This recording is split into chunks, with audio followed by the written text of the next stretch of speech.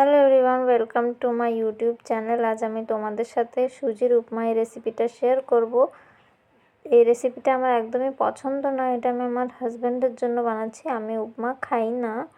তো চলো, সবার প্রথমেই আমি কড়াইতে তেল দিয়ে বাদাম ভেজে নেব। তারপরে বাদামটা ভাজা হয়ে গেলে আমি কড়াইতে তেল দিয়ে সুজি ভেজে নেব। আর এদিকে সুজি ভাজতে ভাজতে কিন্তু আমি এক সাইডে জল গরম বসিয়ে দিয়েছি। তারপরে আমি কড়াইতে তেল দিয়ে তার মধ্যে জিরে ফোড়ন দিয়ে তাতে দিয়ে দেব পেঁয়াজ কুচি। তো পেঁয়াজটাকে আমি আগে ভালো করে ভেজে নেব। তারপরে আমি তার মধ্যে কাঁচা লঙ্কা আর টমেটো কুচি অ্যাড করব। দেখো, আমি কিন্তু এখানে বাদাম ভেজে রেখেছি। তারপরে কিন্তু আমি বাদামগুলো আর সুজিগুলো তার মধ্যে আমি দিয়ে দেব। আর এইখানে কিন্তু আমি ধনেপাতা কেটে নেব। তারপরে আমি তার মধ্যে ধনেপাতাগুলো দিয়ে দেব। তারপরে ভালো করে নাড়াচাড়া করে তার মধ্যে আমি গরম জলটা দিয়ে দেব। তো গরম জল দিয়ে 2 মিনিট ঢেকে রাখলে পরেই কিন্তু সুজির উপমা রেডি।